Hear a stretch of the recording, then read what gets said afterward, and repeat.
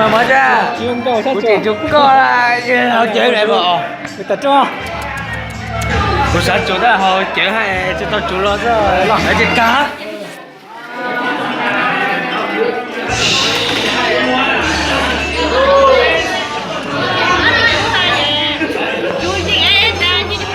Mẹ ơi, sư sư ơi. Rồi, đây đó. Đây cái nào, đúng không? Ôi, vô. Chơi tiếng này. Họ đó. Sư sư rủ chứ à? Dạ. Tôi nói của tôi giờ lo đó.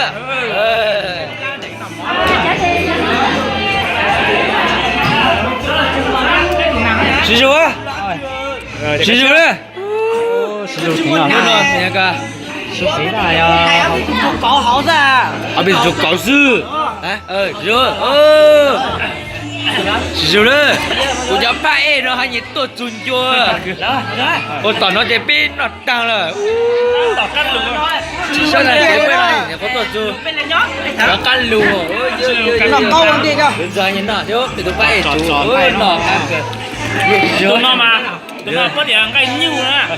Dạ, cái nhiều ấy. Nhiều ấy. Nhiều đấy. Bây giờ chúng chạy.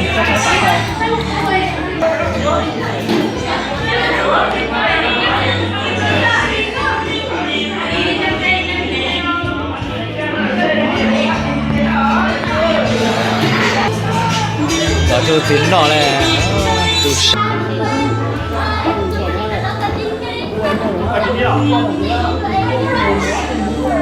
Bây giờ chết rồi.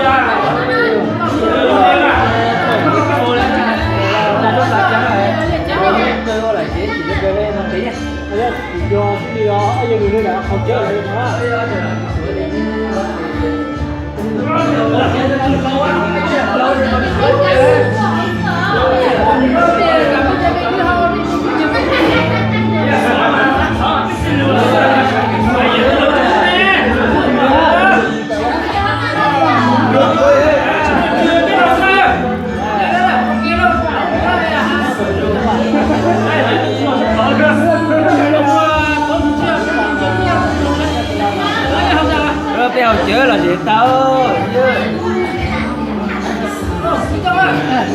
cái cú lên chút cái Hãy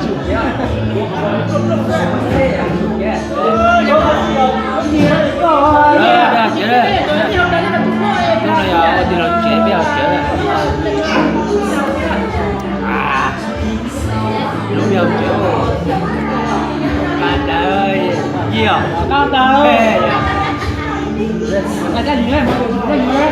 Ôi trời ơi, ôi trời ơi. À, Đó, sao vậy? Không đủ mẹ. đâu rồi?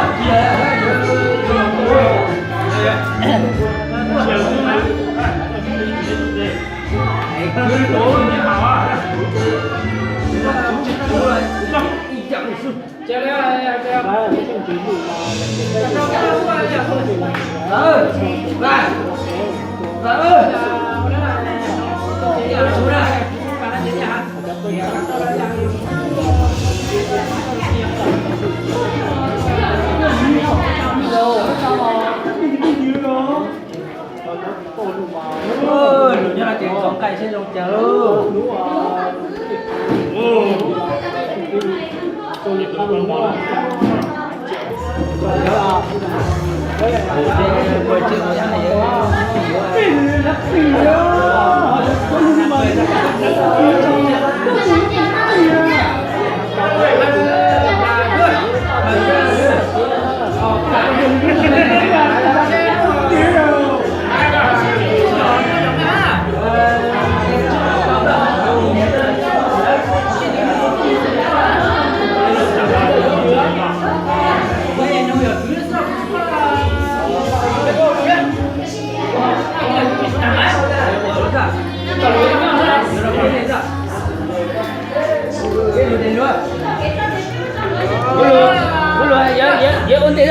Rồi nó biết kéo là dễ tha nó này.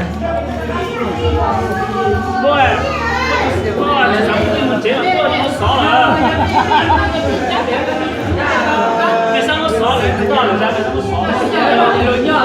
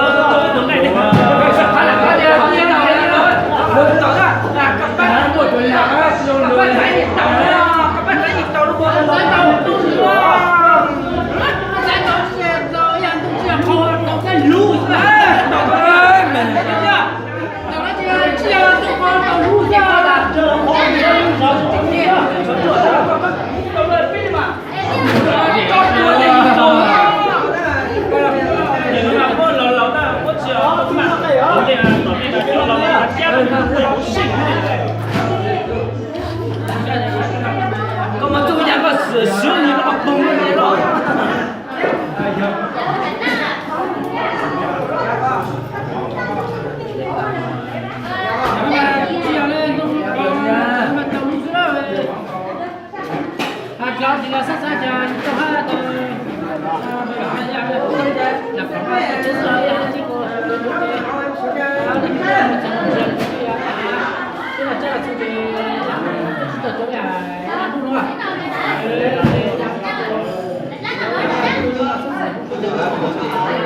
Ô, mày hỏi cho tôi.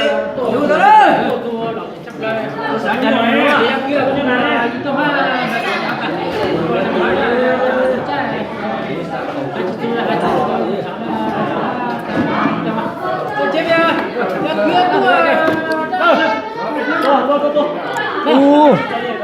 Mày chuyện kinh cơ mày không biết. Bữa có ai biết kia đi hồi chuyện ta nhớ. Đi mà. Lục sao. Cái gì trong cái đó mà nó. Ôi. Trong á.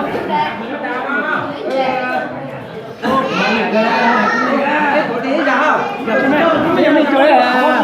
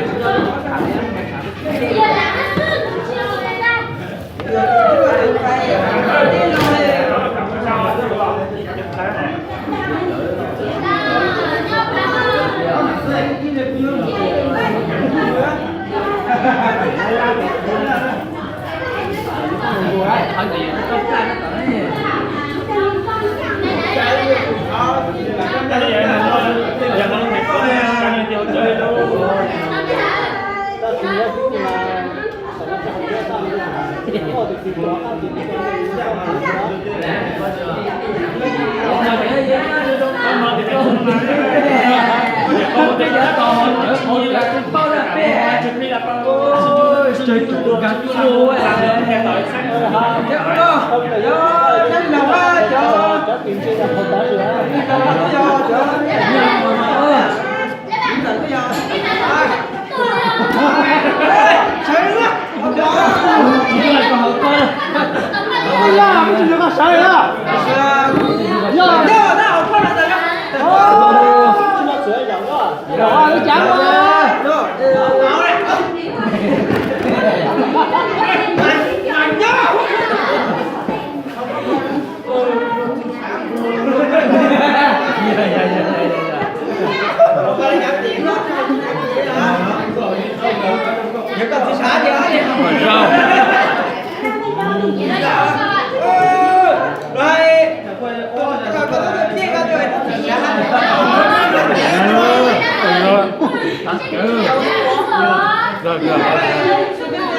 Học cái à, cú tụi nó nữa quá. Hết rồi, ăn to thế à.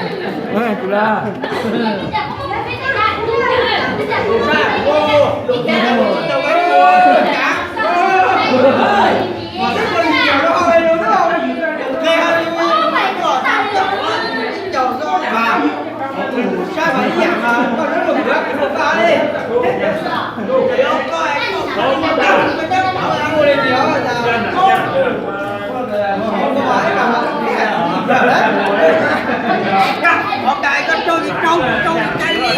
Cả cái hầu gì hầu cả ôi không thật tài ư Chẳng bỏ lên chẳng lên nhìn giàu nha.